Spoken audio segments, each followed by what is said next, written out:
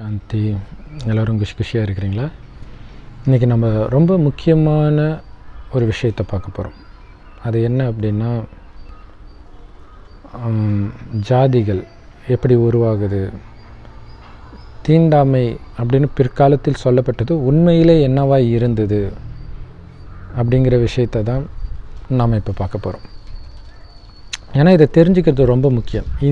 இதனுடைய அறியாமையினால தான் நிறைய பேர் நம்மளை மூளை செலவை செஞ்சு தேவையில்லாமல் யாரையாவது எதிர்க்க வச்சிடுறாங்க. இவங்க தான் நம்மளை பிரிச்சுட்டாங்க அப்படின்னு சொல்லி. ஏன்னா ஜென்ரலாக எல்லோரும் புரிஞ்சிட்ருக்கணுன்னா, வேதத்தில் அப்படி எழுதப்பட்டிருக்குது, வேதத்தை எழுதினவங்க பிராமணர்கள், வேதத்தை பிராமணர்கள் தான் எழுதுனாங்கன்னு தெரியுமா? தெரியாது. இன்னொரு விஷயம் என்னென்னா, வேதத்தில் 4 வர்ணம் தான் பிரிஞ்சிருக்கு. இங்கே இருக்கிறது 25,000 ஜாதி இருக்குது. 4 எங்கே, 25,000 எங்கே, எப்படி வந்தது? இல்லை அதுக்கு என்ன சம்மந்தம் இருக்குது? ஸோ இவங்களாவே அந்த முதல் வர்ணத்தை சொன்னது யார் ஒத்து போகுது, டக்குன்னு பிடிச்சி அவன் தான் உயர்ந்தவன். கீழே சொன்னது யாருக்கு ஒத்து போகுது பாருங்கள், நம்மளை எல்லாரையும் சொல்லிட்டாங்கன்னு எல்லாரையும் கும்பல் சேர்த்துக்கிட்டு உயர்ந்தவன் யாரை இவங்க நம்பிட்டு இருக்கிறாங்களோ அவங்கள எதிர்க்கிறது. ஆனால் அங்கே யாரும் கிடையாது. பட் இருந்தாலும் எதிர்க்கிறோன்னு சொல்லிட்டு இங்கே ஒன்று சேர்ந்து பாலிடிக்ஸ் பண்ணுறதுக்காக பண்ணிகிட்டு இருக்கிறாங்க. இப்போ இந்த ஜாதி எப்படி உருவாகுது அப்படிங்கிறது அது ரொம்ப ரொம்ப நேச்சுரல் ப்ராசஸ். யாரும் புக்கை பார்த்துலாம் உருவாக்கலை, அது தானாகவே நடக்குது. ஒன்றும் இல்லை, ஒரு 30 பேர் படிக்கிற ஒரு ஸ்கூல், குழந்தைங்களுக்குன்னா ஜாதியை தெரியும், அப்படியே யூனிஃபார்ம் தான் தேவை, யூனிஃபார்ம் தானே போட்டு விடுறீங்க. அது கவர்மெண்ட் ஸ்கூலாக இருக்கட்டும், கான்வெண்ட்டாக இருக்கட்டும், ரொம்ப high class world level class education கொடுக்குற ஸ்கூலாக கூட இருக்கட்டும், நீங்கள் பார்த்தீங்கன்னா கண்டிப்பாக அவங்களுக்குள்ள பிரிவு இருக்கும். எதிர்த்துட்டு இருக்க மாட்டாங்க, ஆனால் மிங்கிள் ஆக மாட்டாங்க.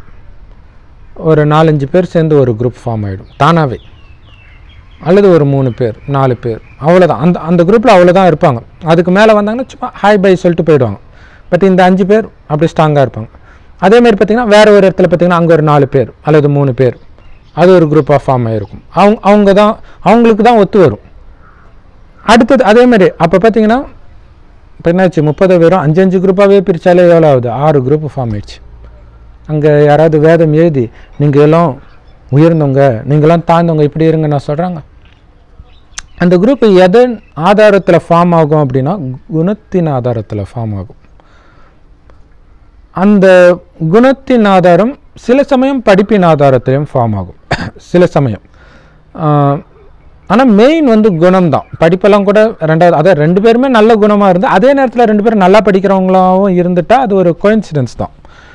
மற்றபடி பார்த்திங்கன்னா குணத்தின் ஆதாரத்தில் தான். ரொம்ப சாஃப்டாக இருக்கிறவங்களாம் பார்த்திங்கன்னா அவங்க எல்லாம் அப்படியே ஒன்றா சேருவாங்க. கொஞ்சம் அப்படியே ரஃப்பாக இருக்கிறவங்க அவங்களும் ஒன்று, கொஞ்சம் வல்கராக பேசுகிறவங்க அவங்கெல்லாம் பார்த்திங்கன்னா ஒன்றா இருப்பாங்க. இப்போ பார்த்திங்கன்னா ரொம்ப சாஃப்டாக சென்சிட்டிவாக இருக்கிறவங்க அந்த ரஃப்பாக இருக்கிறவங்க கூட சேரவே மாட்டாங்க. பட் ஏதோ ஒரு காரணத்துக்காக வேணால் பேசுவாங்களே தவிர தள்ளி இருந்து தான் பேசுவாங்க. அதாவது நம்ம பாஷையில் சொன்னால் அதுக்கு பேர் தீண்டாமை இல்லையா? தள்ளி இருந்து தான், எந்த விதமான கொடுக்கல் வாங்கல் எதுவுமே இருக்காது. இது பார்த்திங்கன்னா நேச்சுரலாகவே உருவாகுது. இப்போ முதலாக அந்த ஸ்கூலில் சேராங்க, எல்லாருமே வெளியிலேருந்தே வராங்களேன்னு வச்சுக்கோங்களேன். ஃபஸ்ட்டு வரும்போது எல்லாருமே யாரை பற்றியும் ஒன்றும் பெருசாக தெரியாது. பட் ஆனால் அப்போவே குரூப் ஃபார்ம் ஆகிடும். அதுதான் ஆச்சரியம். ஏன்னா உள்ளே வந்த உடனே யார் பக்கத்தில் உட்காரணும் அப்படின்றத ஒரு செகண்டில் அவங்க டிசைட் பண்ணுவாங்க வைப்ரேஷனை வச்சு. இது யோசிக்கிற வேலைலாம் இல்லை, தானாகவே அந்த இன்ட்யூஷன் சொல்லுவாங்களே. கடைசியில் போய் நீங்கள் யார் பக்கத்தில் உட்காருங்களோ அவங்க தான் கடைசி வரைக்கும் உங்களுக்கு பெஸ்ட் ஃப்ரெண்டாகவே இருப்பாங்க. அது கோயின்சிடென்ஸே கிடையாது. ஸோ அல்லது வேறு வழி இல்லாமல் ஒரு சீட்டு இருக்கும், ஒரு இடம் தான் காலியாக இருக்குன்னா அங்கே போய் உட்காருவாங்க. ஆனால் ஒரு குறிப்பிட்ட டைமில் மாறிக்குவாங்க. ஸோ அதை நீங்கள் பார்க்கலாம். ஸ்கூலில் சில சமயம் பார்த்திங்கன்னா அந்த பின்னாடி பெஞ்சில் இருக்கிறவங்களாம் பேசிக்கிட்டே இருப்பாங்கன்ட்டு சில டீச்சர்ஸ் என்ன பண்ணுவாங்கன்னா பிரித்து உட்கார வைப்பாங்க. அந்த பீரியடு எப்படா போவோன்னு துடிச்சிட்டு இருப்பாங்க. அந்த டீச்சர் அப்படி வெளில போனோன்னே டக்குன்னு பழைய மாதிரி சேர்ந்துக்குவாங்க. ஏன்னா அவங்களால அது முடியாது. ஸோ இப்படி தான் ஜாதியும் உருவாகுது. ஆனால் ஜாதியை பொறுத்த வரைக்கும் கொஞ்சம் டிஃப்ரென்ஸ் இருக்குது. அந்த ஜாதியோடைய டிஃப்ரென்ஸ் நீங்கள் புரிஞ்சுக்கணும். எப்படி ஜாதி வருது அப்படின்றத புரிஞ்சுக்கணுன்னா, ஒரு குழந்தை சின்ன வயசுலேருந்து ஸ்கூலுக்கு வர்றதை கம்பேர் பண்ணி பார்த்தீங்கன்னா உங்களுக்கு புரியும்.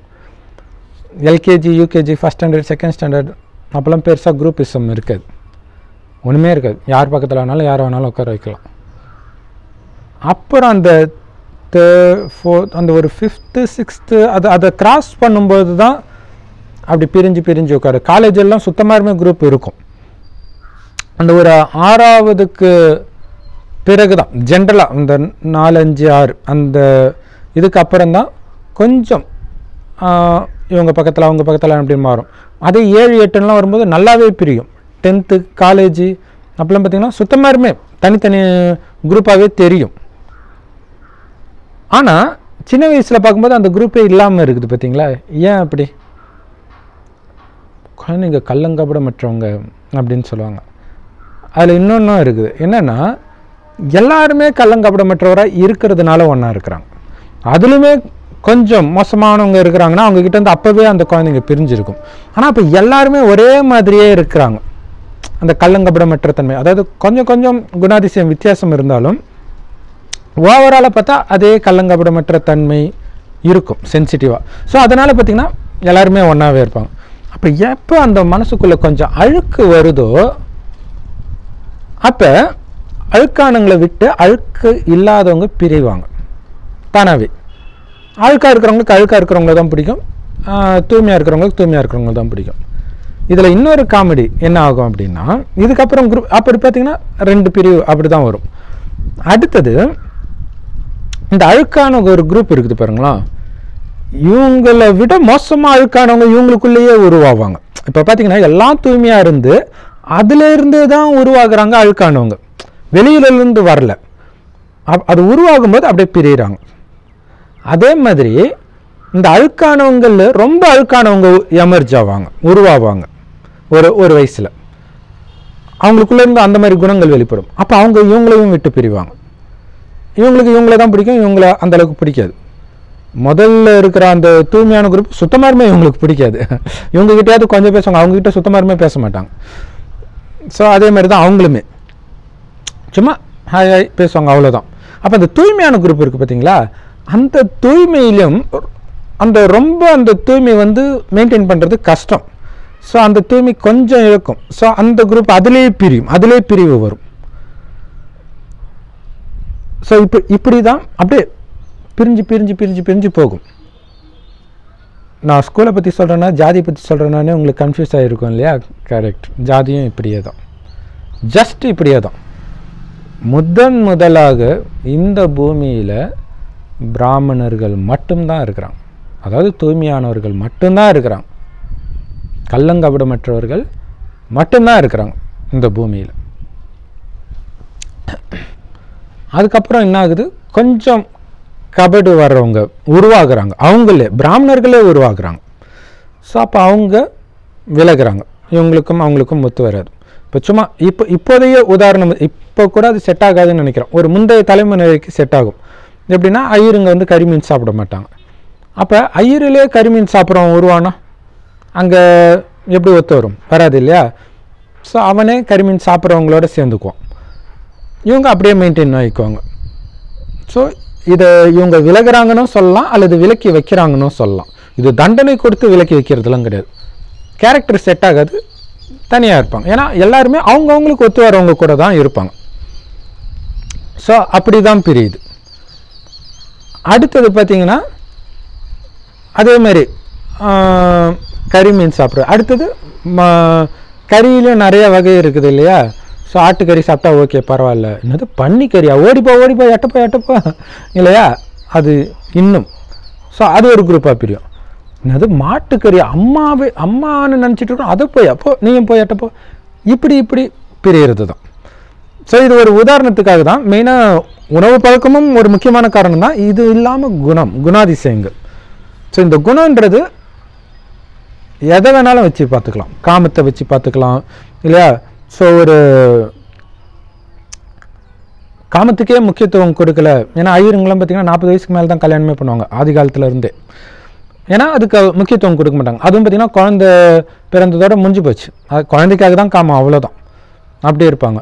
ஸோ அதேமாதிரி இறந்துட்டாங்கன்னா அது யாராக இருந்தாலும் சரி அந்த செகண்டே உடம்பு வெளில வந்துடும், வீட்டுக்கு வெளில வந்துடும், வெளில போட்டுருவாங்க அப்படியே. வெளில திண்ணை இருக்கும், அங்கே போட்டுருவாங்க, உள்ளேயே அவங்களுக்கு வேலை கிடையாது. ஸோ அப்போ என்னென்னா யார் மேலே அந்த பற்றே இல்லாத ஒரு குணம், அப்படியே ஆத்மாவை தூய்மையாக வச்சுருக்கிற குணம். ஸோ அது அப்படியே இருக்குது.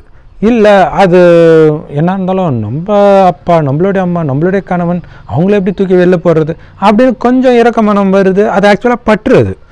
ஸோ அப்படி இருக்கிறவங்க அதிலிருந்து ஒரு பிரிவு. ஸோ இப்படி தான் பார்த்திங்கன்னா பிராமணர்களுக்குள்ளேயுமே பிரிவு இருக்குது இல்லையா? சரி, ஸோ இப்படி தான் உருவாகுது. முதல்ல எல்லாருமே உயர்ந்தவராக தான் இருக்கிறோம், அடுத்தது தாழ்ந்து தாழ்ந்து தாழ்ந்து தாழ்ந்து வந்துடுறோம், இவ்வளோ தான். ஸோ அதேமாதிரி பார்த்திங்கன்னா இப்போ இந்த கரிமீன் சாப்பிட்றவங்களுக்குள்ளேயே அவங்களுக்குள்ள அந்த குணம் அதெல்லாம் இருக்குது. ஸோ இதுதான் நிறைய ஆச்சரியமான விஷயம். இப்போ பார்த்திங்கன்னா பாரஞ்சித் அவர்கள், இயக்குனர் பாரஞ்சித் அவர்கள் சொல்லும்போது இவங்களுக்குள்ளேயே பயங்கரமாக பிரிவுகள் இருக்குது அப்படிங்கிறாரு. யாருக்குள்ள தாழ்த்தப்பட்டவர்னு யாரை சொல்கிறாரோ அவங்களுக்குள்ளேயே ஒரு சில ஜாதியை வந்தால் வீட்டுக்குள்ளே விட மாட்டாங்க அப்படின்றார். ஸோ இது இப்படி தான் உருவாகுது. ஸோ இதை யாரும் உருவாக்குறது கிடையாது. உட்காந்து தூய்மையானவங்க அவங்க தனியாகவே இருப்பாங்க, அவங்கள விட்டு பிரிஞ்சு பிரிஞ்சு போகிறாங்க. ஒரு டைமுக்கு அப்புறம் இதில் ஒரு பெரிய காமெடி என்னன்னா ஒரு டைமுக்கு அப்புறம் பார்த்துட்டு பெரும்பான்மையானவங்க அழுக்காக தான் இருக்கிறாங்க, இவனுங்க மட்டும் தூய்மையாக இருக்காங்க. இவனுங்க இங்கேத்து சார்ந்தவங்களே இருந்திருக்க மாட்டாங்க, இவனுங்க எங்கே இருந்தோ வரானுங்க, கைபர் போலன் வழியாக வரானுங்க அப்படின்னு ஒரு காமெடியை உருவாக்கி விட்டாங்க. அது உண்மையிலேயே பாரதத்தை அசிங்கப்படுத்துறது. அப்போ பாரதத்தில் தூய்மையானவங்க இருக்க வாய்ப்பே கிடையாதா? பாரதம் தூய்மையான பாரதம் இல்லையா? இங்கே என்ன விரதம்னால என்ன பண்ணுவோம்? மாமிசம் கிடையாது, காமம் கிடையாது, பிரம்மச்சரிய விரதம். இப்படி இதில் வேற இந்து மதமே இந்தியாவுக்கு கிடையாது, அதுவே எங்கேருந்தோ தான் வந்துச்சு, நாங்களும் சைவம், அது இது இங்கேருந்து பிரிஞ்சது இல்லையா? ஸோ இந்த விஷயம் தெரியாமல் நிறைய காமெடி நடந்துட்டு இருக்குது. சரி, இப்போ தீண்டாமைக்கு வரும். அது ஏற்கனவே சொல்லிட்டோம் இல்லையா, அவங்க விலகி இருக்கிறாங்க, அவ்வளோதான். இதில் என்னென்னா நிறைய குழந்தைங்களை தொட்டால் குழந்தைங்களுக்கே பிடிக்காது. அந்த குழந்தைங்க தீண்டாமை வச்சுட்டா இருக்குது. அது நீங்கள் தாழ்த்தப்பட்ட வகுப்பு அந்த குழந்தையாக இருந்தாலும் சரி பிடிக்காது, குழந்தைங்களுக்கு பிடிக்காது. யார் கூப்பிட்டாலும் குழந்தை போயிடாது, ஒரு சிலர்கிட்ட மட்டும்தான் குழந்தை வரும். அப்போ அந்த குழந்தைக்குள்ளே தீண்டாமை வந்துருச்சுன்னு அர்த்தமா? இயற்கையாகவே பிடிக்காது இல்லையா? தொடர்றது எதுக்கு ஆக்சுவலாக? இல்லை, தொடர்றதுனால தானே நிறைய தப்பான விஷயங்கள், ரேப்பு, அப்யூஸு எல்லாமே நடக்குது. ஸோ அந்த மாதிரி தூய்மையாக இருந்தாங்க, அவ்வளவுதான். அதில் பார்த்திங்கன்னா கணவன் மனைவி அவங்களே தொட்டுக்க மாட்டாங்க, குளிச்சுட்டு வந்தாங்கன்னா அவங்களே தொட்டுக்க மாட்டாங்க, தொடாது அப்படின்வாங்க. ஸோ அது தூய்மை. அது அப்போ கணவனையே தாழ்த்தப்பட்டவர்னு ஒதுக்கிட்டாங்கன்னு அர்த்தமா? ஸோ பிற்காலத்தை வந்தவங்களுக்கு ஒன்றும் புரியல, அல்லது வேணும்னே பாலிடிக்ஸ் பண்ணணுன்றதுக்காக எதையாவது நோன்றது. ஏதோ இப்போல்லாம் இருக்கிறாங்களே, ஏதாவது ஒன்று அரசியல் கிடைக்குமா அப்படின்னு பிடிச்சிட்டு எதையாவது, அதாவது அரசியல் ஆதாயத்துக்காக குரல் எழுப்பி ஃபேமஸ் ஆகிறது. ஸோ அந்த மாதிரி தான் நடந்திருக்கு. மற்றபடி அப்படியே இவங்க, அதாவது உயர்ந்தவர்கள்னு சொல்கிறோம், கரெக்டாக அவங்களோட குணமும் உயர்ந்ததாக இருக்குது, உணவும் உயர்ந்ததாக இருக்குது. அவங்க எப்படி இந்த கீழ்த்தரமாக யோசிப்பாங்க? இந்த கீழ்த்தரமாக யோசிக்கிறதுலாம் இவங்களுடைய வேலை தான், கீழே இருக்கிறவங்க வேலை தான். அதனால தான் கீழானவர்கள் நம்மள சொல்கிறோம் இல்லையா? நம்ம தான் கீழானவர்களாக யோசிக்கிறோம். அவங்க அப்படி யோசிக்கிறதே கிடையாது, அவங்க விலகி இருக்கிறாங்க, அவ்வளோதான். இதில் பார்த்தீங்கன்னா இந்த பிரிவு இருக்கக்கூடாது அப்படின்னு யார் நினைக்கிறா? நடுவில் யாரோ ஒருத்தவங்க சொல்லி தூண்டி விட்டு போயிட்டாங்க. ஸோ அந்த மாதிரி எப்பவுமே தூண்டுறது தானே பழக்கம். இப்போ கூட ஏதோ ஒரு பிரச்சனைனா விடாதீங்க, ஏற்கனவே தூண்டி விட்டு தான் பாவம் பெண்கள் நிறைய பிரச்சனை அனுபவிக்கிறாங்க, இன்னும் விடாதீங்க அப்படின்ட்டு அவங்கள பரிதாபமாக இருக்குது இல்லையா? நீங்களும் கரெக்டாக தான் இருக்கீங்க, ஆண்கள் திருந்தணும், நம்ம எதுக்கு ட்ரெஸ் எல்லாம் மாற்றிக்கணும், நான் இப்போ ஆண்கள்லாம் கூப்பிட்டா நம்ம போக தான் செய்வோம் அப்படின்றாங்க. அதாவது புலி வருதுன்னா நாம தான் பாதுகாப்பாக இருக்கணும், நான் கரெக்டாக தான் இருக்கேன், புலியை நீ மாற்றி போக சொல்லுன்னா என்ன அர்த்தம்? மிருகமாக நடந்துக்கிறாங்கன்னா நம்ம தான் மாறி போகணும் இல்லையா? சாக்கடையிலேருந்து நம்ம தான் ஒதுங்கி போகணும். சாக்கடை ஒதுங்கட்டும் அப்படின்னு சாக்கடை கூட போய் சண்டை போட்டு இருந்தா. ஸோ அந்த மாதிரி தவறான வழிகாட்டுதல்கள் இருக்குது. அது ஏன்னா இப்போ நடக்கிற யுகம் அப்படி, கலியுகம், சாத்தானுடைய ஆட்சி நடக்கிற யுகம். ஸோ அது அப்படி தான் இருக்கும். அதுக்காக தான் இந்த தெளிவுபடுத்துறது. அடுத்தது ஒரு பெரிய காமெடி பண்ணுவாங்க, ஆரியர்கள், ஐயருங்கெல்லாம் ஆரியர்கள், அங்கேருந்து வந்தவங்க, நம்மளாம் திராவிடர்கள். யாருப்பா திராவிடர்கள்? அதாவது பிராமணர்கள் ஆரியர்கள், அவங்கள தவிர அத்தனை பேரும் திராவிடர்கள். அதாவது பிராமணர்களை தவிர அத்தனை பேரும் திராவிடர்களாம் இந்தியாவில் இருக்கிறவங்க அப்படின்னு இவங்க பிரிச்சிருக்கிறாங்க. இது கரெக்டா இது கரெக்டா அப்படின்னா ஒரு விதத்துல கரெக்டு தான். ஆனால் இப்போ பாருங்களா, அதாவது பிறப்புனால உயர்ந்தது தாழ்ந்ததுன்னு சொல்கிறாங்க, இந்து மதம் சொல்லுது, அதனால தான் நாங்கள் மதத்தை விட்டு வெளியேறோம் அப்படின்னு ஒரு குரூப்பு எல்லாரையும் போய் நோண்டி வாங்க வேறு மதத்துக்கு போகலான்னு அழைச்சிட்டு போகிறாங்க. இப்போ அவங்களாம் ஆரியர்கள், இவங்களாம் திராவிடர்கள், ஆரியர்களை நம்ம எதிர்ப்போம், அதுக்கு இன்னொரு பேரை சொல்லி எதிர்ப்போன்றாங்க. இப்போ பிறப்பை வச்சு எதிர்க்கிறது நீங்களா யார்? இல்லை, ஆரியர்னு யாரை சொல்கிறீங்களா அவங்க உங்களை எதிர்த்துட்டு இருக்கிறாங்களா? ஏதாவது பண்ணிட்டு இருக்கிறாங்களா? எதுவுமே பண்ணலை இல்லையா? இவங்கள எது நடந்தாலும் அதுக்கு காரணம் அவங்களா தான் இருப்பாங்க. அவங்கள எதிர்ப்போம் அப்படின்னு சொல்லிட்டு இருக்கிறாங்க. சரி, இப்போ ஆரியம் திராவிடம் அப்படின்னு இருக்காங்க. இந்த திராவிடன்ற பேர் இவங்க வச்சுட்டாங்க, விடுங்க. ஆனால் ஆரியம்ன்றது உண்மையிலே இருக்குது. அது யாரை குறிக்குது? பிராமணர்களை தான் குறிக்குதா அப்படின்னா எஸ், பிராமணர்களை தான் குறிக்குது. ஆனால் நான் ஏற்கனவே சொன்ன மாதிரி எல்லாருமே ஆரம்பத்தில் ஆரியர்களாக தான் இருக்கிறாங்க. ஏன்னா எல்லாருமே ஆரம்பத்தில் பிராமணர்களாக தான் இருக்கிறாங்க. எமர்ஜ் ஆகுறாங்க பாருங்கள்.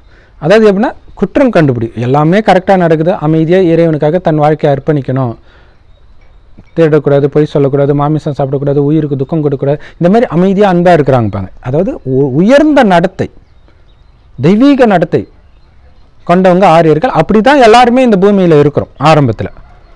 அதுக்கப்புறம் அதுக்குள்ளே இருந்து ஒரு சிலருக்கு கொஞ்சம் கிரிமினல் புத்திலாம் வருது பாருங்க. அப்போ ஆரியத்தை விட்டு அவங்க தான் வெளியே வராங்க.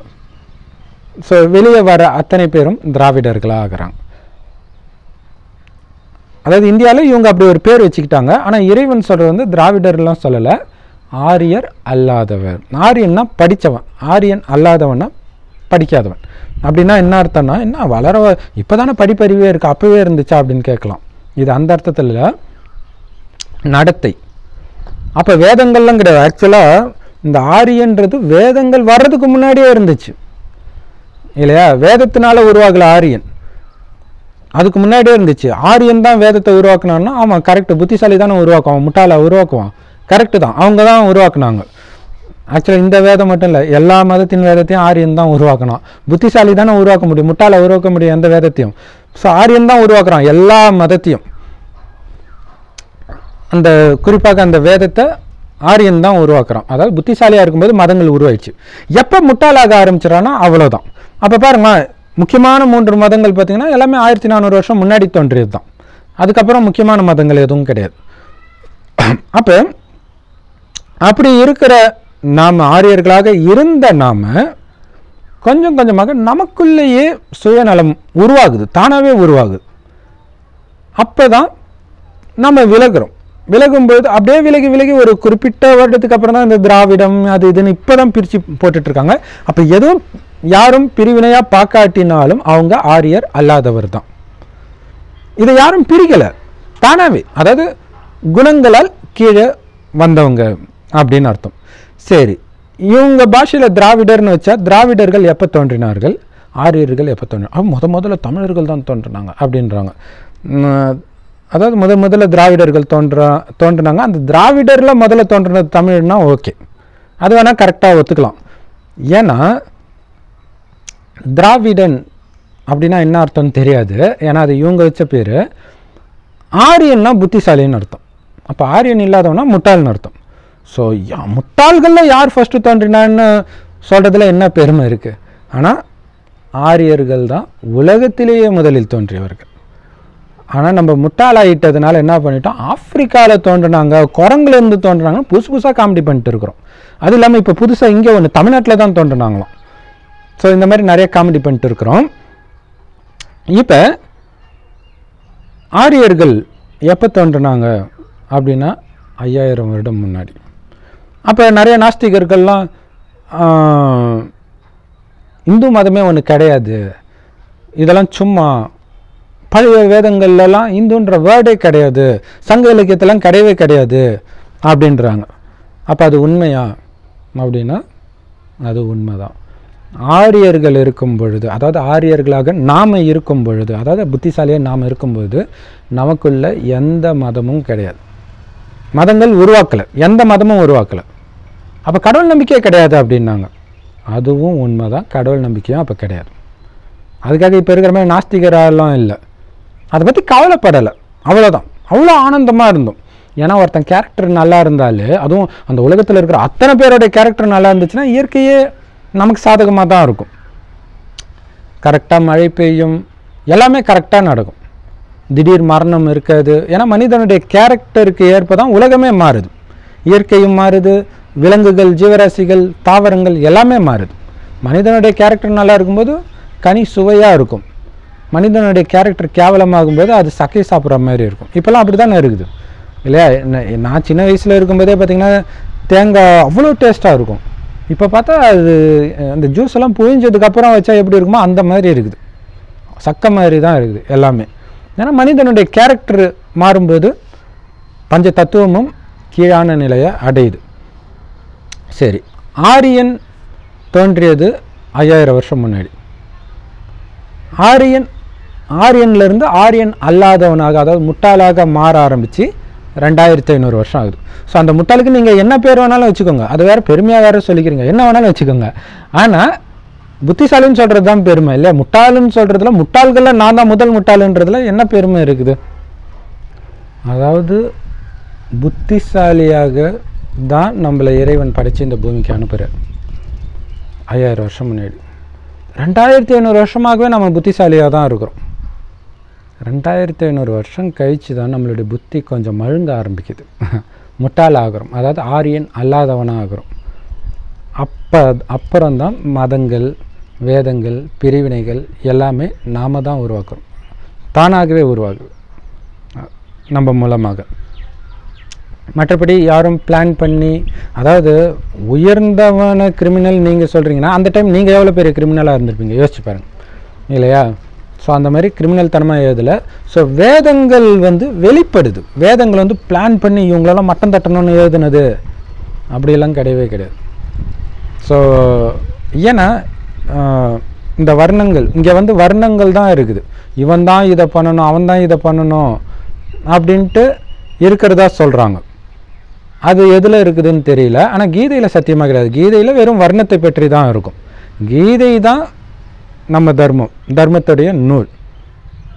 ஏன்னா ஒரு தர்மத்துக்கு ஒரு நூல் தான் இருக்கும், மற்றது நிறையா உருவாக்கியிருக்கு. ஏன்னா இங்கே நிறைய புத்திசாலிங்க, அதனால் நிறைய நூலை உருவாக்கிட்டாங்க.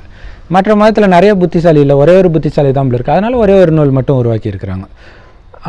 ஏன்னா கிறிஸ்தவ மதம்னா அந்த மதத்துடைய நூலுன்னு பார்த்திங்கன்னா அது பைபிள் மட்டும்தான், இது பார்த்திங்கன்னா குரான் மட்டும்தான். அதேமாரி இந்து தர்மத்துடைய ஒரு நூல் அப்படின்னா அது கீதை மட்டும்தான். கீதையில் இருந்து வெளிப்படுது மற்றதெல்லாம், அதை புரிஞ்சுக்கணும். ஆனால் அந்த கீதை கூட 100% உண்மையா அப்படின்னா கிடையாது. இறைவன் கொடுக்குற ஞானத்தில் ஒரு எப்படின்னா, இறைவன் அந்த கீதையில் இருக்கிற உண்மையை எப்படி சொல்லுவார்னா, ஒரு மாவு பக்கெட்டில் மாவு வைக்கிறாங்க, இட்லி மாவு செய்கிறாங்க வீட்டுக்கு அப்படின்னா அதில் நம்ம எவ்வளோ உப்பு போடுவோம் இல்லையா? மாவு எவ்வளோ இருக்கும், உப்பு எவ்வளோ இருக்கும். ஸோ அந்த உப்பு அளவுக்கு தான் உண்மை இருக்குதுன்றார். இப்போ மற்றதெல்லாம் உண்மை கிடையாதுன்னு அர்த்தம். கீதை, அந்த கீதையிலேருந்து தான் மற்றதே தோன்றுது. கீதை தான் தாயிலே இவ்வளோ தான் உண்மைன்னா மற்றதில் எவ்வளோ உண்மை இருக்கும் நீங்களே யோசிச்சு பாருங்கள். ஸோ இது எப்படி வெளிப்படுது, எங்கே வெளிப்படுது, இதுதான் உண்மைன்னு எப்படி தெரியுது அப்படின்னா இப்போ தான் எல்லாமே தெரியுது. ஏன்னா நம்ம இப்போ எங்கே இருக்கிறோன்னா உலக அழிவுக்கு சில வருடங்கள் முன்னாடி இருக்கோம். சில வருடங்களை எல்லாமே முடிய போகுது அப்படின்றத விட புதுசாக இது மாறப்போகுது. எப்படி மாறப்போகுதுன்னா, நாம் எல்லோரும் ஆரியர்களாக மாறப்போகிறோம். ஆரியராக தான் இருந்தோம், இப்போ முட்டாளாகிட்டோம், மீண்டும் புத்திசாலியாக ஆக போகிறோம். இதை தான் எல்லா வேதமும் வெளிப்படுத்துது. சொர்க்கத்தில் இருந்தோம் இல்லையா, பைபிளில் தானே இருக்க, சொர்க்கத்தில் இருந்தோம், துரத்திட்டாரு, மீண்டும் சொர்க்கத்துக்கு போக போகிறோம், அதுக்காக முயற்சி பண்ணுறோம். எல்லா வேதத்துடைய சாரமும் என்ன, சொர்க்கத்துக்கு போகிறதுக்காக. ஸோ அப்படின்னாலே என்ன, அது ஒரு சக்கரம், எங்கேருந்து வந்தோமோ அங்கேயே திரும்ப போகிறோம். ஆனால் என்ன நினச்சிக்கிட்டோன்னா, சொர்க்கம் எங்கேயோ இருக்குது போல இருக்குது அப்படின்னு நினச்சிட்டோம். ஏன்னா எந்த வேதத்திலையும் போடலை. அந்தளவுக்கு அதி புத்திசாலியாக மனுஷன் இல்லை வேதம் எழுதும்போது. ஏன்னா வேதம் எழுதும்போதே அவன் முட்டாள் ஆனப்புறம் தான் வேதமே எழுதுறான். பட் இருந்தாலும் அடிமுட்டாளாகலை. அடிமுட்டாளாகும்போது அவன் எழுதின வேதத்தையே அவன் திட்டுறான் புத்திசாலின்னு நினச்சிக்கிட்டு. வேதம் எழுதும்போது அவன் முட்டாள் தான், ஆனால் ரொம்ப முட்டாள் இல்லை. அப்போ தான் முட்டாளாகவே ஆரம்பிக்கிறான். ஆனால் திட்டும்போது பயங்கர முட்டாளாயிட்டான். அந்த நேரம் அவன் தனக்கு பகுத்தறிவாதின்னு பேரை வச்சுட்டு அதை திட்டுறான். அதான் செம காமெடி. எதை? அவன் எழுதின வேதத்தை. இது எப்படின்னா, ஒரு ஒரு ஊருக்கு போகிறோம். ஊருக்கு போகும்போது ஒரு டீச்சர் வந்து சரியாக படிக்கலை அப்படின்னு என்னை பிடிச்சி திட்டுறாங்க, பயங்கரமாக திட்டுறாங்க. இதெல்லாம் என்னடா உனக்கு எங்கேயாவது மண்டையில் ஏறுதா? இது என்ன மூளையா இல்லை களிமண்ணா? என்கிட்ட ஒருத்தன் இருந்தான், ஃபஸ்ட் ஸ்டாண்டர்ட் படிக்கும்போது. அவன் எப்படி படிப்பான்னா, அவன் +2 புக்கை படித்து இதுக்கு இப்படி தான் படிக்கணும் அப்படின்ட்டு +2 பசங்களுக்கே சொல்லுவான் அப்படின்னு என்கிட்ட சொல்கிறாங்க. எனக்கு செம்ம கோபம். ஒரு டைமில் எனக்கு கோபமே வந்துச்சு. ஆமாம், அவன் கீச்சான், அவன் முட்டாள் பையன். எனக்கு அப்படியே வெறுப்பு வருது அவங்க புகழ. அதுக்கப்புறம் தான் மிஸ்ஸுக்கும் தெரியுது, எனக்கும் தெரியுது அவங்க புகழ்ந்ததே என்னத்தான்ட்டு. நான் தான் அவங்க ஸ்கூலில் படித்தேன்றது அவங்களுக்கும் தெரியல, அவங்க தான் எனக்கு டீச்சராக இருந்தாங்கன்றது எனக்கும் தெரியல, மறந்து போச்சு, முகம் எல்லாம் மாறி போச்சு. அந்த மாதிரி காமெடி தான். நம்ம தான் அந்த வேதத்தை எழுதணுன்றதை மறந்துட்டோம், ஏன்னா பல ஜென்மம் ஆயிடுச்சே. ஸோ இப்போ நம்மளே திட்டிகிட்டு இருக்கிறோம். யார் திட்டுவாங்கன்னா, அந்த வேதத்தை எழுதினவங்களே தான் உட்காந்து திட்டிகிட்டு இருப்பாங்க. ஸோ இப்போ இந்த காலச்சக்கரம் பற்றி தெரிஞ்சுக்கிட்டால், இப்போ நான் சொன்னதுக்கு எல்லாத்துக்கும் உண்மையிலே என்ன அர்த்தம்னு உங்களுக்கு புரிஞ்சிடும். இந்த உலகம் 5000 வருட காலச்சக்கரத்தில் இயங்குது. இந்த உலகத்தில் நம்ம பிறக்கிறதுக்கு முன்னாடி ஆத்மாக்கள் இங்கே தான் இருக்கும். அதாவது நம்ம உயிர் உடலில் வரும்போது பூர்வ மத்தியில் வரும். அதனால தான் இங்கே போட்டு வைக்கிறோம். ஒரு சின்ன நட்சத்திரம் மாதிரி இருக்கும் ஆத்மா, ரொம்ப சின்ன புள்ளி, கண்ணுக்கே தெரியாத அளவுக்கு சின்ன புள்ளி. ஆக்சுவலாக இறைவனுமே இங்கே தான் இருப்பார். அதான் கடவுள்கிட்ட இருந்து தான் நம்ம வரும். பைபிளில் இருக்கும் இல்லையா, இயேசு கிறிஸ்து இங்கே வர்றதுக்கு முன்னாடி பிதாவுக்கு பக்கத்தில் உட்காந்துட்டு இருந்தாருன்னு வருமே. அவர் மட்டும் இல்லை, எல்லாருமே அங்கே தான் உட்காந்துட்டு இருந்தோம். சரி, இறைவனும் ஒரு ஆத்மா தான். அதனால தான் அவர் பரமாத்மா அப்படின்னு சொல்கிறோம். அவர் எல்லா ஆத்மாவுக்கும் அப்பா. ஏன் அப்பான்றதை பின்னாடி நீங்கள் தெரிஞ்சுக்குவீங்க. ஸோ அந்த ஒரு இறைவனை தான் இந்துக்கள் சிவன்றோம், முஸ்லீம்கள் அல்லான்றோங்க, கிறிஸ்தவர்கள் பரமபிதான்றாங்க. இந்த 3 பேரும் ஒருத்தரை குறிக்கிறது. மற்றபடி இயேசு, கிருஷ்ணர் இவங்க யாரும் கடவுள் கிடையாது. தாயின் கர்ப்பத்தில் பிறந்த யாருமே கடவுள் கிடையாது. சரி, முதலாக இந்த பூமியில் பிறவி எடுக்கும்போது இந்த பூமி சொர்க்கமாக இருக்கும். அங்கே நாம் தேவதைகளாக இருந்தோம். அந்த தேவதை தான் இன்றைக்கி இந்துக்கள் கோயில் கட்டி தெய்வ வழிபாடு சிலை வச்சுருக்கிறாங்களே, அது எல்லாமே நம்ம தான். ஸோ முதல் 2500 வருஷம் இந்த பூமி சொர்க்கமாக இருக்கும். அடுத்த 2500 வருஷம் இதே பூமி நரகமாயிடும். கடைசி 100 வருஷம் தான் இறைவன் இந்த ஞானத்தை கொடுக்க வரார். ஏன் வரார் அப்படின்னா, இந்த காலச்சுழற்சியோடைய சிறப்பம்சம், இந்த 5000 வருஷத்துடைய சிறப்பம்சம் என்னென்னா, இந்த 5000 வருடன்றது ஒரு கல்பம். இதில் என்ன நடந்துச்சோ அதே தான் திரும்ப நடந்துக்கிட்டே இருக்கும். இது எப்போ ஸ்டார்ட் ஆச்சு கண்டுபிடிக்க முடியாது, எப்போ முடிவே கிடையாது. கண்டினியூஸாக அனாதியாக நடந்துகிட்டு இருக்குது. ஸோ அதனால் இறைவன் வந்து சொல்கிறார், இந்த பூமி சொர்க்கமாக தான் இருந்துச்சு, நீங்கள் அங்கே தேவதையாக இருந்தீங்க, இப்போ சாதாரண மனிதர் ஆகிட்டீங்க. அப்போ இந்த பூமி சொர்க்கமாக இருந்துச்சு, தங்க வைடூரியம் கொட்டி கிடக்கும், உங்களுடைய குணமே தங்கம் மாதிரி இருக்கும், அவ்வளோ அமைதி, அவ்வளோ அன்பு. அந்த குழந்தைங்க இருக்கிறாங்க பாருங்கள், அவங்களுக்குள்ளே கூட கொஞ்சம் ஏதாவது ஒரு பொறாமை இருக்கலாம், ஆனால் அங்கே நமக்குள்ளே கொஞ்சம் கூட இருக்காது, பெரியவங்களுக்கு கூட. இப்போ எப்படி இருக்கும் பாருங்கள், அவ்வளோ பரிசுத்தமாக இருப்போம். அதுதான் பைபிளில் இயேசு கிறிஸ்து வந்து குழந்தைகளைப் போல் பரிசுத்தமாய் ஆகாமல் எவனும் பரலோக ராஜ்யத்தில் பிரவேசிப்பதில்லை என்று சத்தியமாக சொல்கிறேன் அப்படின்னு சொல்கிறார்.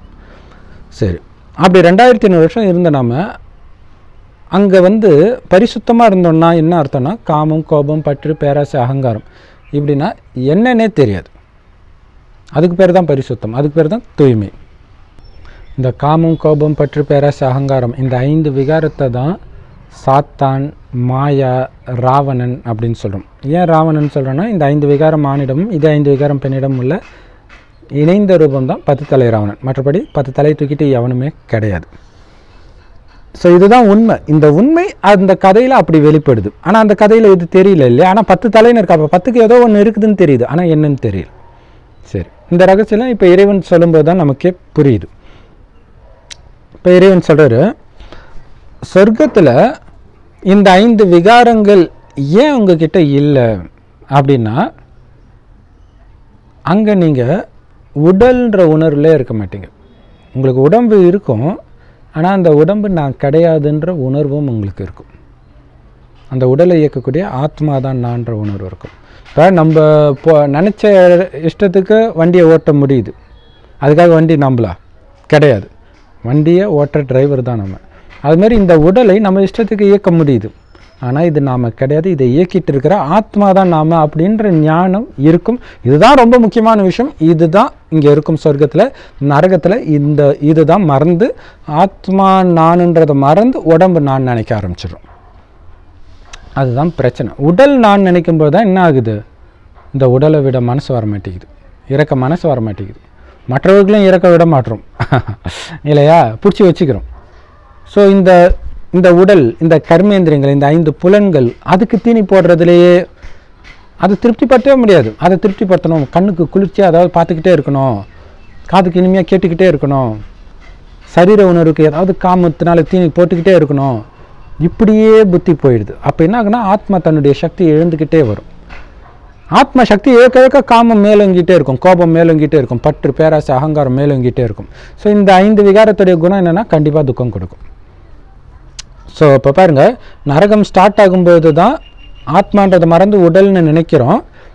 அப்போ துக்கம் வருது. துக்கம் வந்த உடனே குழந்தை கொஞ்சம் துக்கம் வந்த உடனே அப்பா அம்மாவை தேட ஆரம்பிச்சிடும் இல்லையா, அது வரைக்கும் தேடாது. ஸோ அங்கே அவ்வளோ ஆனந்தமாக இருப்போம், அப்பாவே தேட மாட்டோம், கடவுளே தேட மாட்டோம். அதனால தான் அங்கே எந்த மதம் வேதம் எதுவுமே கிடையாது, அவ்வளோ குழந்தை மாதிரி ஜாலியாக விளையாண்டுட்டு இருப்போம். ஆனால் இங்கே அதுவும் நம்ம மட்டும் இல்லை, விலங்குகளே சிங்கமும் பசுவும் ஒன்றா தண்ணி குடிக்கும், இது பைபிள்லே இருக்குது. எந்த ஜீவராசியும் இன்னொரு ஜீவராசிக்கு துக்கம் கொடுக்காது. அப்படி இருக்கும்போது இப்போ இருக்கிற மனுஷன் என்ன பண்ணுறான், நாக்கு ருசிக்கு அடிமையை எல்லாத்தையும் தின்னுட்டு கேட்டால் கடவுள் எனக்கு அதுக்கு தான் படைச்சான், எங்கள் வேதத்திலே போட்டிருக்குது, வேதத்தினா கடவுளை எழுதினார் இல்லையா. ஸோ அதை பிடிச்சிக்கிறது. ஸோ அப்படி இருக்கிறவங்க எப்படி சொர்க்கத்துக்கு வர முடியும் இல்லையா. அப்போ அந்த மாதிரி மதஸ்தாபகர்கள் உருவாக்கிய மதத்தை பிடிச்சவங்க சொர்க்கத்துக்கு வர முடியாதுன்றது தான் பைபிளில். என்னை நோக்கி கூப்பிட்றவங்க ஒருத்தன் கூட சொர்க்கத்துக்கு வர முடியாது, பிதாவின் வழிபடி நடக்கிறவன் தான் சொர்க்கத்துக்கு வர முடியும் அப்படின்னு இயேசு கிறிஸ்துவே சொல்லியிருப்பார். அவர் மூலமாக அது வெளிப்படுது. அதுதான் சரி. இப்போ இந்த கடைசி 100 வருஷம் சொல்கிறார், காம கோபத்தில் விழுந்ததுனால தான் எல்லா சக்தியும் இழந்த, இப்போ அதை நீ வெல்லணும். அதுக்கு காரணம் உன்னை நீ உடம்பு நினச்சதான், உடம்புன்றதை மறந்து உடல் உணர்வை மறந்து நான் ஆத்மான்ற உணர்வில் நிலைச்சிரு அப்படிங்கிறார். அது சாத்தியமா அப்படின்னா, அதுவும் இந்த கலியுக இறுதியில் சாத்தியமா அப்படின்னா ரொம்ப ரொம்ப கஷ்டம் இல்லையா. ஆனால் அதை நீங்கள் விடலைன்னா துக்கமும் இந்த கலியுகத்தில் ரொம்பவே கிடைக்கும். அது நம்ம பார்க்குறோம்ல, காமத்தை விடலை அப்படின்னா காமத்துக்கு அடிமையாகும்போது என்னென்ன தப்பெல்லாம் பண்ணுறாங்க, அதன் மூலம் எவ்வளோ பிரச்சனைக்கு உள்ளாகிறாங்கன்றதை பார்த்துக்கிட்டே தான் இருக்கிறோம் இல்லையா. ஸோ இப்போ நம்ம காமத்தை விடலைன்னா நாளைக்கு நமக்கும் அந்த பிரச்சனை வரும். அதை புரிஞ்சுக்கணும். எந்த ரூபத்தில் வரும்னே தெரியாது, ஆனால் கண்டிப்பாக காமம்னா துக்கம் கன்ஃபார்ம், அதில் டவுட்டே கிடையாது. ஸோ இதை விடணும் அப்படின்னா இறைவன் சொல்கிறார், அந்த சக்தி ஆத்மா எழுந்துடுச்சு, விடணும்னு தோணுது, ஆனால் யாருக்கும் விட முடியல இல்லையா. எந்த பாதிரியாராலையும் விட முடியல, எந்த இந்து சாமியாராலையும் விட முடியல, எந்த முஸ்லீம் தலைவராலையும் விட முடியல. எல்லாருமே காமத்தில் மாற்றத்தை பார்த்துட்டு தான் இருக்கிறோம். கல்யாணம் பண்ணாதான் ஒழுக்கமாக இருக்க முடியும். இப்போ கல்யாணம் பண்ணவங்களாம் விழலையா இல்லையா, பாதிரியார்களும் சாமியார்களும் மட்டும்தான் விழுறாங்களா. முஸ்லீம் மத தலைவர்களும் பார்த்திங்கன்னா கண்டினியூஸாக விழுந்தாங்க 2 வருஷம் முன்னாடி இல்லையா. ஸோ அப்போ இது அதுக்கு காரணம் இல்லை. அதாவது காமத்தில் நீங்கள் விழுந்துட்டீங்க அப்படின்னா, அதாவது மனைவியோடவே காமத்தில் விழுந்தால் கூட காமத்தோடைய எண்ணங்கள் உங்களுக்கு அதிகமாக வரும், துறவியும் பாதிரியாரையும் விட அதிகமாக வரும். காமத்தில் விழும்போது அதிகமாக வரும். அப்போ அந்த பாதிரியார்கள் துறவிகள் விழுறது காரணம் காமம் சம்பந்தப்பட்ட எண்ணத்தை இந்த சமுதாயம் உருவாக்குது ட்ரெஸ் மூலமாக. இன்னொன்று, பஞ்ச தத்துவமே மோசமாயிடுச்சு, உணவு எல்லாமே மோசமாயிடுச்சு. ஸோ அது அவங்கள தூண்டுது. எல்லார் கையிலையும் மொபைல் இருக்குது, தேவையில்லாத நியூஸ் எல்லாம் பார்க்குறாங்க. ஸோ அதில் ஆத்மா சக்தி இருக்கும். அவங்க காமத்தை பார்க்க வேண்டிய அவசியமே கிடையாது. தேவையில்லாத விஷயத்தை பார்த்தாலே, வெறும் சிவனேன்னு இருக்க வேண்டிய நேரத்தில் சிவனை தவிர மற்றதெல்லாம் நினச்சாலே ஆத்மா சக்தி இழக்கும்போது பார்த்திங்கன்னா காமத்தின் வசப்படுவாங்க. ஸோ இப்படி தான் எல்லாருமே விழுந்துட்டு இருக்கிறாங்க இப்போ. ஸோ இந்த மாதிரி நேரத்தில் இறைவன் நீங்கள் காமத்தை வெல்லுங்க, உங்களால் முடியும்.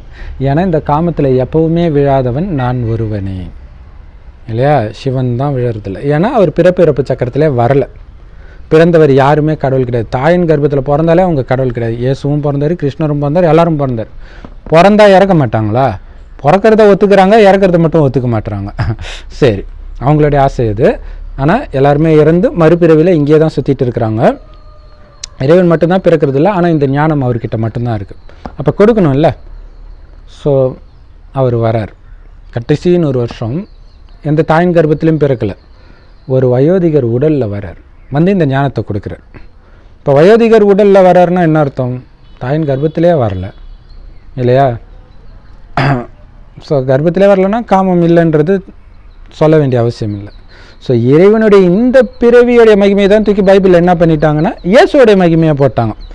அவர் அப்படி பிறந்துட்டார் அப்படின்ட்டு. ஸோ இறைவனுடைய மகிமை அங்கே வெளிப்படுது. ஸோ அவங்க என்ன பண்ணுறாங்க, நிஜமாலே அது நடந்துச்சு போல இருக்குன்னு அவங்க நம்பிட்டு இருக்கிறாங்க. இந்துக்கள் வந்து வேதத்தில் இருக்கலாம் நிஜமாலே நடந்துச்சுன்னு நம்பிட்டு இருக்கிறாங்க. முஸ்லீம்கள் குரானில் இருக்கலாம் நிஜமாலே நம்பிடுச்சு நடந்ததுன்னு நம்பிட்டு இருக்கிறாங்க. ஆனால் நீங்கள் நல்லா பார்த்தீங்கன்னா இது மூணுமே பார்த்தீங்கன்னா ஒரே மாதிரி தான் இருக்கும். ஒரே மாதிரி நடந்துச்ச 3 பேருடைய வாழ்க்கையிலும் யோசிச்சு பாருங்கள் இல்லையா? அதனால் இறைவனை நினைச்சா மட்டும்தான் காமத்தை வெல்ல முடியும். ஏன்னா காமத்தில் சிக்காதவர் இறைவன் மட்டுமே, சிவன் ஒருவரே. அதனால தான் அவருக்கு காமத்தகனீஸ்வரன் அப்படின்னு பேர் இருக்குது. அவர் எப்படி இருப்பார்னு இது வரைக்கும் எந்த மதத்துலேயுமே சொல்லப்படலை. கடவுளை நினைங்கன்றாங்க. எப்படி நினைப்பீங்க? எப்படி இருப்பார்னே தெரியாமல் இல்லையா? ரங்கராஜை நினைக்கணும்னா ரங்கராஜ் எப்படி இருப்பார்னே தெரியாமல் எப்படி நினைப்பீங்க? ஸோ அப்படி தான் நம்ம இவ்வளோ நேரம் பண்ணியிருக்கிறோம். இதை கூட யோசித்ததில்லை. அப்போ நம்ம எந்த அளவுக்கு முட்டாளாக ஆகியிருக்கிறோம் பாருங்கள். அதனால தான் நம்ம ஆரியர் அல்லாதவராக ஆகிட்டோம். இப்போ இறைவன் சொல்கிறார், இப்போ தான் சொல்கிறார், நானும் உங்களை மாதிரியே தான் இருக்கிறேன். உங்களை மாதிரியே நானும் ஆத்மா தான், நட்சத்திரம் மாதிரி தான் நானும் இருக்கிறேன், நீங்களும் நட்சத்திரம் மாதிரி தான் இருக்கிறீங்க. ஸோ முதல்ல உங்களையே நீங்கள் அழியக்கூடிய உடல் கிடையாது, அழிவற்ற ஆத்மான்னு புரிஞ்சுக்கிட்டு என்னை நினைவு செய்யுங்க, பரமாத்மாவை. இந்த இடம் ஆக்சுவலாக செம்பொன் நிறமாக இருக்கும், அதனால் செவ்வானத்தில் ஒரு நட்சத்திரம் மாதிரி இறைவனை நினைவு செய்யுங்க. நினைவு பண்ண பண்ண இந்த இடம் துடிக்க ஆரம்பிக்கும். என்ன ஆகுனா இறைவன் கிட்ட இருந்து அந்த சக்தி வருது. வர வர ஆத்மாவில் இருக்கிற பாவம் எரியும். பாவன்றது காமம், கோபம், பற்று, பேராசை, அகங்காரத்தை தூண்டக்கூடிய எண்ணங்கள். ஸோ அந்த எண்ணங்கள் வந்து பல குணங்களாக அதுதான் வெளிப்படுது.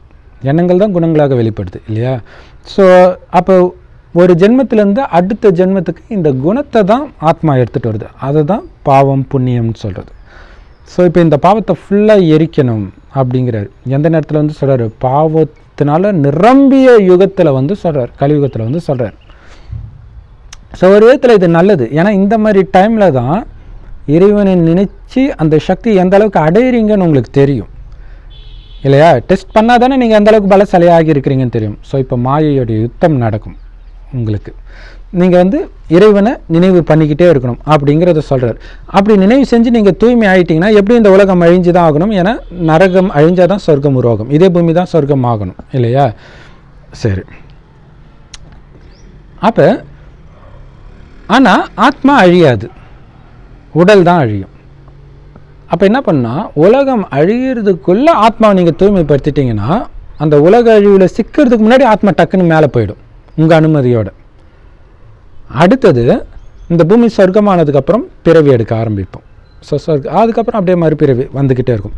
ஸோ எந்த அளவுக்கு ஆத்மாவில் பாவத்தை நீங்கள் எரிச்சிட்டிங்களோ அந்த அளவுக்கு ஆரம்பத்திலே பிறப்பீங்க, சொர்க்கத்தின் ஆரம்பத்தில். ஸோ ஃபுல்லாக எரிக்கலை அப்படின்னா கொஞ்சம் நேரம் கழித்து தான் பிறப்போம். சரி, இப்போ இதுதான் இறைவன் கொடுக்குற ஞானம். ஒரே லைனில் சொன்னால் என்ன ஒளிப்புள்ளியாக நினைவு செய்யுங்க, நீங்களும் ஒளிப்புள்ளியாக இருக்கிறீங்க, ஆத்மாவாக இருக்கிறீங்கன்னு புரிஞ்சுக்கோங்க. இதுதான் செய்தி. இது ஒன்று தான் பாவத்தை அழிக்கிற வழி அப்படின்னு இறைவன் சொல்கிறார். கடைசி 100 வருஷம் வந்து சொல்கிறார். இந்த 100 வருஷத்துக்கு சங்கம யுகம்னு பேர். இதை பற்றி எந்த வேதத்திலையும் இல்லை, இருக்குது. பட் இந்த யுகம்ன்ற பேரில் இல்லை. ஆனால் கடவுள் எப்போ வருவார்னா இரவுக்கும் பகலுக்கும் இடையில் வருவார். நரசிம்மாவதாரம் அப்படி தானே, இரவுக்கும் பகலுக்கும் இடையில் வந்து அசுரன் அழிக்கணுன்றது தானே காட்டுறது. ஸோ நமக்குள்ளே இருக்கிற அசுர குணத்தை அழிப்பதற்கு சொர்க்கம்ன்ற பகலுக்கும் நரகன்ற இரவுக்கும் நடுவில் வரார், வந்து இந்த ஞானத்தை கொடுத்து அழிக்கிறார். ஸோ இதுதான் பார்த்தீங்கன்னா ராமாயணத்தில் மறைஞ்சிருந்து கொண்டார். அவருக்கு உடல் இல்லையே, மறைஞ்சிருந்து தான் கொல்ல முடியும் இல்லையா? ஸோ பிரம்மா உடலில் மூலமாக இந்த ஞானத்தை கொடுக்குறார். அந்த ஞானத்தை கொடுத்து நம்மளை வெல்ல வைக்கிறார் மாயாவை. ஸோ அதுதான் கீதையில் வந்து அர்ஜுனனை உசுப்பேற்றி சண்டை போட வைக்கிறதா காட்டுறது. ஏன்னா சண்டை அர்ஜுனன் தான் போட முடியும், அவனுக்கு தான் உடம்பு இருக்குது. சிவனுக்கு உடல் கிடையாது. அங்கே சிவனுக்கு பதில் கிருஷ்ணர்னு காட்டிட்டாங்க, உடல் கொண்டவராக காட்டிட்டாங்க. அது சிவனுடைய மகிமை, எல்லா வேதமும் சிவனுடைய மகிமை. ஆனால் அது ஒவ்வொரு மனிதன் காட்டினதுனால மனிதர்கள் கன்ஃபியூஸ். இங்கே இருக்கிறவங்க அதுவும் அவங்க கிறிஸ்டினை முஸ்லீமை கூட மாற்றிடலாம் இருக்கு, இந்துவை மாற்றுறது தான் ரொம்ப கஷ்டம். என்னது கிருஷ்ணர் கடவுள் இல்லையா அப்படின்ட்டு வந்துடுறாங்க. யார் இறைவனை நினச்சி ஃபுல்லாக உடலுணர்வை மறந்து ஆத்ம உணர்வுக்கு வராங்களோ அவங்க முதல்ல பிறப்பாங்க. ஸோ அதுலேயும் நம்பர் 1 யார் அப்படின்னா ஸ்ரீகிருஷ்ணர். அதனால தான் சொர்க்கவாசல் திறப்புழா பெருமாள் கோயிலில் கொண்டாடுறாங்க. ஏன்னா சொர்க்கத்தில் பிறக்கிற முதல் குழந்தை அவர். ஸோ இதுதான் இறைவன் கொடுக்குற ஞானம். இப்போ இதை வச்சு பார்த்திங்கன்னா இந்த 5000 வருட கல்பத்தை வந்து 4 யுகங்களாக சமமாக பிரிக்கலாம். அப்போ ஒன்று 1250 வருடம். சத்தியுகம், திரேதாயுகம், துவாபரயுகம், கலியுகம். சத்தியுக திரேதாயுகம் 2 சொர்க்கம், துவாபரயுக கலியுகம் 2 நரகம். ஸோ இது 2 பிரம்மாவின் பகல், இது 2 பிரம்மாவின் இரவு அப்படின்னு போட்டிருக்கோம் கீதையில். ஆனால் அதோடைய அர்த்தம் அவங்களுக்கு தெரியாது. இப்போ இறைவன் இந்த ஞானத்தை ஒரு வயோதிக தாத்தா உடலில் வந்து கெடுக்கிறார். அந்த தாத்தாவுக்கு இறைவன் பிரம்மான்னு பேர் வைக்கிறார். ஸோ இது வரைக்கும் இப்போ பாருங்கள், இந்த பிரம்மா தான் அங்கே கிருஷ்ணராக பிறக்கிறார். அது இப்படி சொல்லணும்னா கிருஷ்ணராக இருந்தவர் தான் கடைசி பிறவியில் பிரம்மாவாக மாறுறார். ஏன்னா இந்த 5000 வருடத்தில் என்ன நடக்குதோ அதே தான் திரும்ப திரும்ப நடக்கும் துல்லியமாக. அப்படின்னா 5000 வருஷம் இதே வீடியோ நீங்கள் பார்த்துருந்தா தான் இப்போ நீங்கள் பார்ப்பீங்க. இதெல்லாம் நம்புகிற மாதிரி இல்லையா? 5000 வருஷம் முன்னாடி நீங்கள் நம்பலை, அதுக்கு யார் என்ன பண்ண முடியும்? அதிர்ஷ்டம் இல்லைன்னு அர்த்தம் இல்லையா? மனுஷன் சொன்னதெல்லாம் ஊந்து நம்பிட்டு இறைவன் சொல்கிறத நம்பலைன்னா அதிர்ஷ்டம் இல்லைன்னு தானே சொல்ல முடியாது. அதுக்கு இறைவன் மேலே பழியே போட முடியாது இல்லையா? எப்படியாவது இறைவன் வந்து இந்த ஞானத்தை சேர்ப்பித்துடுவார். சரி, இப்போ இந்த பிரம்மா தூங்கிட்டு இருக்கிறார். தான் தான் கிருஷ்ணராக இருந்தன்றதே தெரியல. இறைவன் வந்து தான் அவருக்கு பிரம்மான்னு பேர் வைக்கிறார். நீ தான் கிருஷ்ணனாக இருந்த அப்படின்றார். அப்படியா அப்படின்னு ஏந்திரிக்கிறார். ஸோ அதுதான் அங்கே பார்த்திங்கன்னா ஏற்கனவே ஒரு வீடியோ கூட போட்டிருக்கிறோம் இல்லையா? மகாவிஷ்ணு கீழே படுத்துட்ருப்பார், அவர் தப்புலேருந்து பிரம்மா வருவார். இப்போ பிரம்மா ஏந்திரிக்கிறார் இல்லையா? அதிலிருந்து, அதாவது விழிப்பு நிலை, தூங்கிட்டு இருக்கிறவர் ஏந்திரிக்கிறார். ஓ பிரம்மா அப்போ தான் உலகத்தையே படைக்கிறாருன்னு. அப்படின்னா என்ன அர்த்தம்? அவர் வாய் வழியாக இறைவன் தான் அந்த ஞானத்தை கொடுத்து படைக்கிறார். இதுதான் இறைவன் கொடுக்குற ஞானம். இப்போ பாருங்கள், இது 4 யுகங்கள் சொல்லியிருக்கணும் இல்லையா? சத்தியுகம், திரேதாயுகம். இப்போ இந்த சத்தியுகத்தில் வந்து ஆத்மா ஃபுல் சக்தியாக இருக்கும். ஏன்னா இப்போ அந்த உலக அழிவுக்கு முன்னாடி ஆத்மாவில் ஃபுல் சார்ஜ் ஏற்றிடுறாரு, சக்தியை ஏற்றிடுறாரு. ஏற்றிட்டு இறைவனும் போயிடுறாரு, நம்மளும் போயிடுறோம். சொர்க்கமான அப்புறம் நம்ம மட்டும் வரும், இறைவன் வரமாட்டார். அப்போ சொர்க்கத்தில் வரும்பொழுது ஆத்மா ஃபுல் சக்தியாக இருக்குது. தேவதைகள் இங்கே வசிப்பாங்க. அதுலேயும் முழு தேவதைனா சத்தியுகத்தில் வாழ்ந்தவங்கள தான் சொல்ல முடியும். அடுத்தது கொஞ்சம் சக்தி தானாகவே குறையும். இங்கே காமம் கோபம்லாம் வராது, இருந்தாலும் சக்தி குறையும். ஃபோன் பேசினா சார்ஜ் போகும் இல்லையா? பேசாட்டினாலும் சார்ஜ் போகும் இல்லையா? ஸோ அது மாதிரி கொஞ்சம் சார்ஜ் குறையும். சுகம் இருக்கும், பட் கொஞ்சம் குறையும் திரேதாயுகத்தில். ஸோ இந்த திரேதாயுகத்தில் இருக்கிறவங்களுக்கு பேர் சத்திரியர். அதாவது அந்த ஆத்மாவுடைய சக்திக்கு ஏற்ப அந்த பேர், ஆத்மாவுடைய நிலை அது. அடுத்தது அவங்களே அடுத்த யுகத்துக்கு வரும்போது இன்னும் சக்தி இழக்கும்போது அவங்க வைஷ்யர் ஆகுறாங்க. கலியுகத்துக்கு வரும்போது ஃபுல் சக்தியும் காலி பண்ணிடுறாங்க. அதுதான் சூத்ரர்கள், சக்தி இழந்தவர்கள், தாழ்ந்தவர்கள், புத்தியற்றவர்கள், என்ன வேணாலும் சொல்லலாம். ஏன்னா ஆத்ம சக்தி இழக்க புத்தி போயிடும். ஸோ இப்போ எல்லாருமே சூத்ரர்கள் தான். யாரோ ஒருத்தர் மட்டும் சூத்ரர்கள் அப்படிலாம் கிடையாது, எல்லாரும் சூத்ரர்கள் தான். இதை தான் இறைவன் சொன்னது. இறைவன் சொன்ன ஞானம் இதுதான். இந்த ஞானம் இப்போ கொடுக்குறார். இப்போ பாருங்களா, இந்த தேவதைகள் இப்போ இந்த பிரம்மா வாய் வழியாக இந்த ஞானத்தை கேட்டு நிச்சய புத்தியை அடையிறோம் பாருங்க. அப்போ நம்ம ஒரு ஜென்மம் எடுக்கிறோம். அதுதான் பிராமண ஜென்மம். பிராமணர்னா பிரம்மாவின் வாய் வழியாக பிறந்தவன் வேதத்தில் போட்டிருக்கும். அப்போ என்ன அர்த்தம்னா, பிரம்மாவின் வாய் வழியாக சிவனுடைய ஞானத்தை கேட்டு நிச்சய புத்தி வரும்போது நாம் அடுத்த ஜென்மம் இல்லையா? இதுக்கு முன்னாடி காமம் தான் வாழ்க்கை, கரிமீன் தான் வாழ்க்கை அப்படின்னு இருந்த நம்ம இறைவன் வந்து அதெல்லாம் அசுத்தம், அதெல்லாம் கீழானவங்க பண்ணுறது, நீ தூய்மையானவன், தேவதை ஆகணும், சொர்க்கம் வரப்போகுது, மனுஷங்க பேச்சை கேட்டு உன் வாழ்க்கையை நாசமாக்கிக்காதன்றார். டக்குன்னு ஏந்திரிக்கிறோம். ஸோ வேறு ஜென்மம் இது இல்லையா? இதுதான் ஆன்மீக ஜென்மம். அதனால தான் இந்து புராணங்களில் பார்த்திங்கன்னா எந்த தேவதையும் கர்ப்பத்திலேருந்து பிறந்த மாதிரியே காட்ட மாட்டாங்க. அப்படின்னா என்ன அர்த்தம்? கர்ப்பத்தின் மூலமாக எடுக்காத ஒரு பிறவின்னு அர்த்தம். ஸோ அது என்னென்ன அவங்களுக்கு தெரியல. ஸோ அவங்க மூலமாக அது வெளிப்படுது. தெரிஞ்சிருந்தால் அவங்க ஃபுல்லாக எழுதியிருப்பாங்க. வெளிப்படுது. இந்த ஞானம் வந்து இந்த இடத்துல, அதாவது இப்போ தான் இந்த ஞானம் கொடுக்கப்படுது, சொர்க்கத்தில் அனுபவிப்போம். அப்போ இந்த ஞானம் வந்து உள்ளே இருக்கும், ஆனால் அது வெளியில் வராது. தேவை ஏற்படும் போது தான் வெளிப்படும். ஸோ இங்கே துக்கம் வரும்போது தான் டக்குன்னு வெளிப்படுது. அதில் எப்படி வெளிப்படுதுன்னா ஃபுல்லாக கரெக்டாக வெளிப்படல, கொஞ்சம் வெளிப்படுது, மற்றதெல்லாம் நிறைய தப்பாக வருது. அந்த தப்பாக வர்றது தான் சாத்தானுடைய வழின்னு சொல்கிறது. மற்றபடி சாத்தான் தனியாக ஒருத்தன் கிடையாது. இப்போ நம்ம பிராமணன் ஆகிறோம் பாருங்களா. இப்போ பிராமணனாகி எவ்வளோ முயற்சி பண்ணுறீங்களோ அதை வச்சு தான் சத்யுக ஆரம்பத்திலே வரீங்களா, ராஜா வரீங்களா, இல்லை வேலைக்காரனாக வரீங்களா, எல்லாமே நிர்ணயிக்கப்படுது. இல்லாட்டினா அடுத்த யுகத்துக்கு வரீங்களா, இல்லை சொர்க்கத்துக்கே வராமல் நரகத்துக்கு தான் வரீங்களா, எல்லாமே ஒன்ஸ் பிறவி எடுத்துட்டால் மறுபிறவியில் வந்து தான் ஆகணும். ஆனால் ஆரம்பத்திலே வர்றதுக்கு சக்தி அந்தளவு இருந்தால் தான் வர முடியும். ஸோ இப்போ நீங்கள் உங்களுடைய தலைவிதியை நிர்ணயிக்கிறதே இப்போ பிராமணராக நீங்கள் இருந்து செய்கிற முயற்சி தான். அதனால தான் பிராமணர்கள் உயர்ந்தவர்கள் அப்படின்னு சொல்லப்படுது. அதாவது இறைவன் கொடுக்குற ஞானத்தின்படி இதுதான் உண்மையான அர்த்தம். ஸோ இது வேதத்தில் வரும்பொழுது இந்த ஞானம் வெளிப்படுது, பிராமணர்கள் உயர்ந்தவர்கள்னு வெளிப்படுது. ஆரம்ப நிலையில் எந்த சாதகனும் சூத்ரனாகத்தான் இருக்கிறான் கீதையில் இருக்குது. அது மட்டும் தெரியலையா, இல்லை அதை பற்றி பேச விரும்பலையான்னு தெரியல, தள்ளி வச்சுட்டாங்க இல்லையா. சூத்ரனுக்கு தான் இந்த ஞானம் கொடுக்கப்படுது. இந்த சூத்ரன் தான் பிராமணனாகி உயர்ந்த நிலையை அடையிறான். இது பிறவினால் நடக்கிற விஷயம் இல்லை. இவங்க தான் பிறவியை வச்சு பாலிடிக்ஸ் பண்ணிட்டுருக்கிறாங்க. இது பிறவினால் கிடையாது. உங்களுடைய குணம் கீழான நிலை இருக்கும்போது சூத்ரர்கள் எல்லாருமே இப்போ கீழானவர்கள் தான். இப்போ இறைவனுடைய ஞானத்தை கேட்டு மேலான நிலையை நாம் அடையிறோம். இப்போ இறைவனுடைய ஞானம் கேட்க கேட்க புத்திசாலி ஆகிறோம், அதாவது ஆரியன் ஆகிறோம் இல்லையா. ஸோ பிராமணன்லேருந்தே நம்ம ஆரியன் தான். அவங்க மலைக்கு அண்ணாண்டிருந்து வந்தாங்க, ஆக்சுவலாக யுகத்துக்கே அண்ணாண்டிருந்து வராங்க, அதாவது உலகழுக்கே முன்னாடி இருந்து வராங்க பிராமணர்கள். அதுதான் ஆச்சரியம். ஏன்னா இப்போ தான் பிராமணர்கள் தோன்றுறாங்க இல்லையா. திடீர்னு தோன்றாங்க. ஆமாம், திடீர்னு தான் தோன்றாங்க. இறைவன் ஞானத்தை கேட்டால் நீங்களும் இப்போ பிராமணர் தான். சரி, அதாவது ஏற்றுக்கிட்டால் பிராமணர், இல்லைன்னா சூத்ரர். இல்லை நாங்களும் சூத்ரர் தானா, இறைவன் என்ன பண்ண முடியும் இல்லையா. ஸோ இப்போ இந்த யுகத்துலேருந்து உலக அழிவுக்கு அப்புறம் வராங்க. ஸோ அப்போவும் ஆரியர் புத்திசாலியாக தான் இருக்கிறாங்க. அடுத்த யுகத்துலேயும் புத்திசாலியாக தான் இருக்காங்க. ஸோ 2500 வருஷம் அவங்க ஆரியர் தான். அதுக்கடுத்து தான் ஆரியர் அல்லாதவங்களாக ஆகிறாங்க. ஸோ அதுக்கு இந்தியாவில் ஒரு பேர் வைக்கலாம், வெளில எந்த பேர் வைக்கலாம், அத்தனை பேரும் ஆரியர் அல்லாதவர் தான், முட்டாள் தான் அர்த்தம். ஸோ இப்போ இங்கே இருக்கிற பிராமணர் உட்பட எல்லாருமே இப்போ சூத்ரர்கள் தான். அதை புரிஞ்சுக்கணும். பிராமணர் யாருமே கிடையாது, ஒரிஜினல் பிராமணர் இங்கே தான். ஸோ இதைத்தான் இறைவன் சொல்கிறார். இது அப்படியே நான் ஏற்கனவே சொன்ன மாதிரி இயற்கையாகவே அது வெளிப்படுது. மனிதர்கள் அவங்களுக்குள்ளே பிரிவு வருது, அதில் உயர்ந்தவங்க பிராமணர்கள் அப்படிங்கிற மாதிரி வந்துடுது. அவங்களுக்கு வேதம் பிடிச்சிருக்கு, வேதத்தின்படி நடக்கிறாங்க.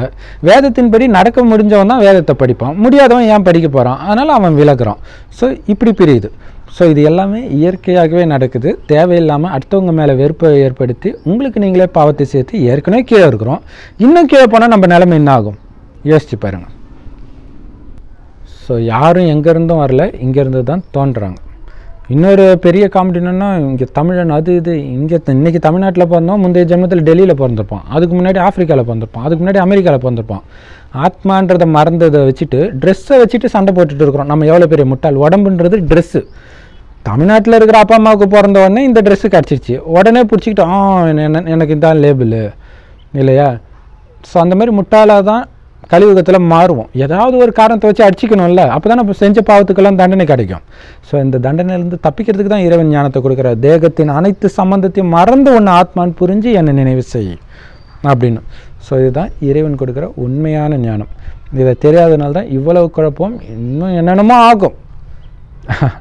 ஆனால் புத்திசாலியாக இருந்தால் டக்குன்னு பிடிச்சி இறைவனை பிடிச்சிட்டு இறைவன் ஞானத்தை கேட்டுட்டு இறைவன் ஞானத்தை மட்டும் கேட்டு அதன்படி நடங்க. மனிதர்கள் சொல்கிற வழியை கேட்டால் கண்டிப்பாக துக்கம்தான் வரும். இப்போ இறைவன் எங்கே ஞானம் கொடுக்குறார்? எல்லா ராஜயோக தியான நிலையங்களையும் கொடுக்குறார். முற்றிலும் இலவசம் அந்த ஞானம். இன்டர்நெட்டில் நீங்கள் அந்த ஞானத்தை முரளின்னு சொல்லுவோம். யூடியூப்பில் நீங்கள் தமிழ் முரளி பிகே சரவணகுமார் தமிழ் முரளி அப்படின்னு சர்ச் பண்ணால் வந்துடும். அப்படி இல்லைன்னா இந்த நம்பருக்கு நீங்கள் வாட்ஸ்அப் பண்ணுங்கள். நாங்கள் டெய்லியும் அந்த முரளி வீடியோ லிங்க் அனுப்புகிறோம். +91 98 946 71743. சரி, இதுதான் ஜாதிகள் உருவான வரலாறு, ஆரியர்கள் உருவான வரலாறு. ஆரியர்களை இறைவன் படைக்கிறான், ஆரியர் அல்லாதவர்களை சாத்தான் படைக்கிறான். ஆரியராக இருக்கும்போது நான் பெரியவன் நீ பெரியவன் அந்த உணர்வுலாம் இல்லை. அங்கேயும் ராஜா இருந்தாங்க, வேலைக்காரன்லாம் இருந்தான். அங்கே யாருக்கும் இந்த மாதிரி பாலிடிக்ஸ் பண்ணலாம்னு தோணலை. எப்போ முட்டாள் ஆகிறானோ அப்போ தான், அதாவது ஆரியன் அல்லாதவன் ஆகும்போது தான் இந்த பிரச்சனை வருது. ஸோ ஏன் எல்லாருக்கும் ஆரியனே பிடிக்க மாட்டேங்குது அப்படின்னா, ஆரியன் அல்லாதவனை உருவாக்குனது சாத்தானுக்கு எப்படி கடவுளுடைய குழந்தைய பிடிக்கும்? ஸோ அதனால் வர பிரச்சனை தான். ஸோ அதை புரிஞ்சுக்கோங்க. கடவுள் பக்கம் இருக்கிற குழந்தைங்க கம்மியாக தான் இருப்பாங்க, விரல் விட்டு எண்ணக்கூடிய அளவுங்க தான் இருப்பாங்க. ஆனால் அவங்க பக்கம்தான் வெற்றி. அதுதான் சத்தியமே ஜெயித்தே, வாய்மையே வெல்லும், சத்தியமே வெல்லும் அப்படின்னு சொல்லுது. ஸோ அதுதான் பஞ்சபாண்டவர்கள் 5 பேர் காட்டுறாங்களா அப்படின்னு என்ன அர்த்தம்? 5 பேர் இல்லை, கையடக்கம் உள்ளவர்கள், ரொம்ப கம்மியானவங்க. கொஞ்சத்தில் எடுத்து நான் பல்கி பேருக்கு செய்தேன் பைபிளில் இருக்கும். ஸோ நிறைய பேர் என்ன இந்த ஒரு பக்கம் கிறிஸ்டினை புகழற மாதிரி இருக்குது, திடீர்னு பார்த்தா முஸ்லீமை புகழற மாதிரி இருக்குது, திடீர்னு பார்த்தா இந்து புகழற மாதிரி இருக்குது அப்படின்னா எல்லாமே இறைவனுடைய ஞானத்திலேருந்து வெளிப்படுது. ஆனால் அதன் மூலமாக யாரும் சொர்க்கத்துக்கும் வர முடியாது, இறைவனையும் அடைய முடியாது. அந்த ஞானம் வெளிப்படுது, இறைவனை விட்டு எட்ட எடுத்துகிட்டு போகுது. ஏன்னா இறைவனுடைய ஞானம் கொஞ்சமும் சாத்தானுடைய ஞானம் அதிகமாகவும் இருக்குது. ஸோ இப்போ அது இதை புரிஞ்சுக்கிட்டாங்க அப்படின்னா இதை தெரிஞ்சுட்டு இந்த பக்கம் வந்துடுவாங்க.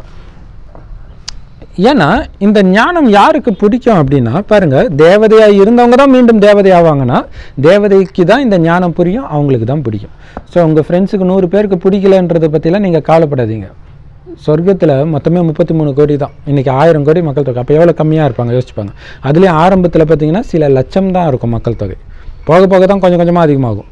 அப்போ கோடியில் ஒருத்தர் தான் சொர்க்கத்துக்கே வர முடியும். அப்போ உங்கள் கூட இருக்கிறவங்களும் வரலன்னு ரொம்ப கவலைப்படாதீங்க.